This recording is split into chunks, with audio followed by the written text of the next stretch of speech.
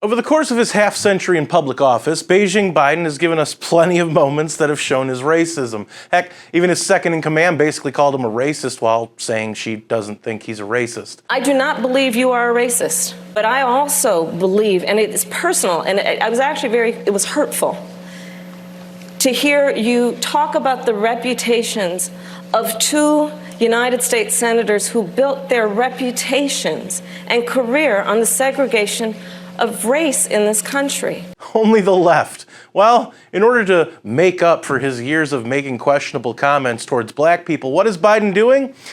Insulting black people by providing for them what he doesn't think they have the ability to get on their own. Some people have a word for that: racism. Hey everyone, thanks for joining me one more time for Things That Need to Be Said if the big tech platforms allow you to see it. For MRC-TV, I'm Nick Kangadis. So what is the livelihood of a politician? In the modern era, why do the majority of politicians do anything? It's to stay in office and preserve their ability to live off taxpayers while lining their pockets through backroom deals with lobbyists, corporations, the media, and now activist groups. Biden was speaking at the 100th anniversary ceremony of the tragic Tulsa Massacre. There he talked about the massacre itself and observed the atrocities against the black community of Tulsa 100 years ago. Really quick, here's a question no one's asking. If Biden has been a federal politician for 50 years, why did it take him all 50 years to say something about Tulsa if he's so outraged at the silence concerning the subject? You want the real answer?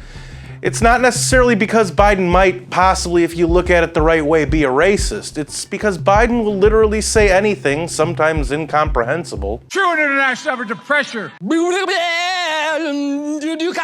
But he'll literally say anything to stay in the lifestyle he's been accustomed to for the majority of his life and to gain titles in an effort to use his positions that allegedly have enriched members of his family and his friends. How do you do that? How have politicians done that over time? By promising lots of free stuff in exchange for allegiance. Biden promised a lot to the black and brown people on Tuesday. Am I the only one who thinks the black and brown people phrase that gets thrown out there is incredibly racist? Anyway, those who believe that he's a racist against black people got their fix. The data shows young black entrepreneurs are just as capable of succeeding given the chance as white entrepreneurs are, but they don't have lawyers, they don't have accountants, but they have great ideas. Now imagine if one of us, the plebs to the establishment, said something to the effect that black entrepreneurs can't get lawyers and accountants on their own, so let's just give it to them. How's that not racist? You want proof that Beijing Biden's main concern is keeping himself and his colleagues in the lifestyles they're used to? Well, after he spoke about spending trillions and trillions of worthless dollars to just make things so, that we already had before China unleashed the coof on the world, he got to the most important part of his plan. But just as fundamental as any of these investments I've discussed is maybe the most fundamental: the right to vote. The right to vote. And yes, the right to vote is a fundamental staple of this country, the ability to have your voice heard through the ballot box. But every single time a state tries to shore up the holes in the voting process, it's somehow racist to do so. This sacred right is under assault with incredible intensity like I've never seen, even though I got started as a public defender and a civil rights lawyer. With an intensity and aggressiveness that we've not seen in a long, long time. It's simply un-American. And don't pay attention to the fact that the states in which people are calling voting rights bills racist are the same states who already have some of those rules in place. Now back to Beijing Biden's racism. You know how the media still talks about the events that happened at the Capitol because all their virtue signaling has dropped their ratings right into the abyss? When did that happen again, Joe? Mother Fletcher said when she saw the insurrection at the Capitol on January the 9th, it broke her heart.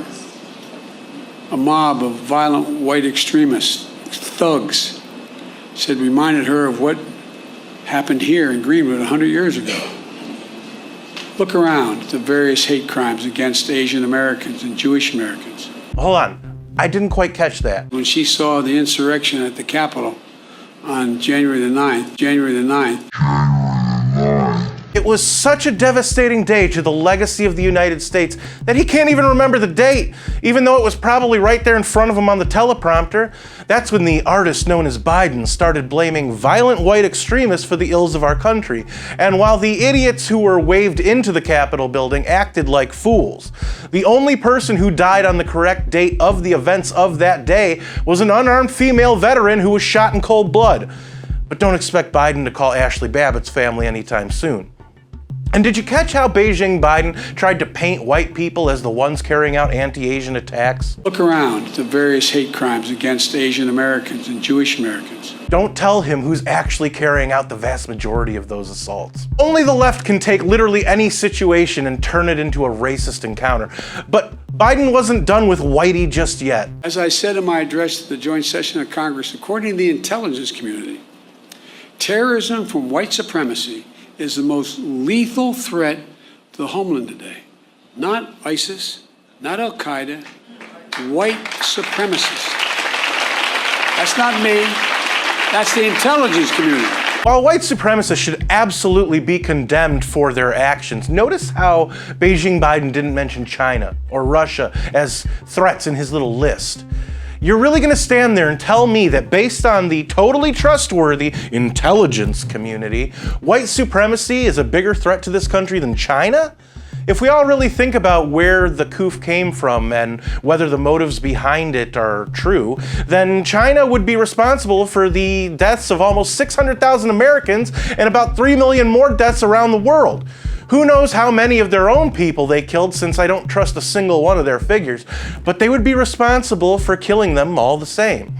Racism is a problem. It will always be a problem. Anyone of any color discriminating against anyone of any color because of the color of their skin is racist. Anyone of any color calling for the death of others based on the color of their skin in an effort to raise up people of their own color are supremacists. All colors have racists.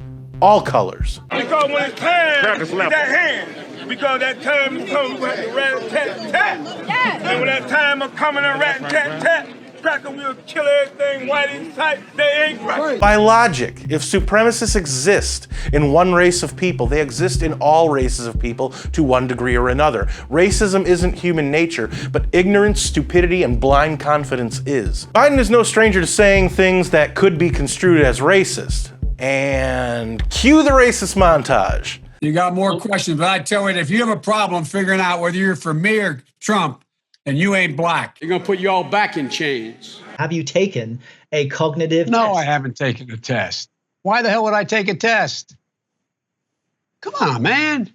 That's like saying you, before you got in this program, if you take a test where you're taking cocaine or not, what do you think, huh?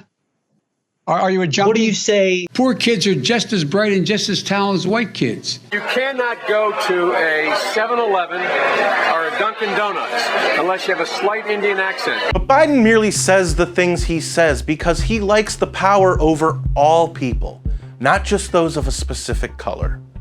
So, what do all of you think out there? Were these things that needed to be said? Let me know in the comments, where I do read most and reply to some. And don't forget to subscribe to our channel on Rumble. If you like this video, don't forget to share it, comment, and give it a thumbs up. Those are the best ways to help these videos reach more people, and it's the best way to let us know you want us to keep these videos coming. Subscribe to our channel and hit that notification bell so that YouTube might actually let you know when MRC-TV comes out with a new video if they haven't censored it or taken it down yet. Like us on Facebook and check out more of our work at MRCTV.org. For MRC-TV, I'm Nick Kangadis.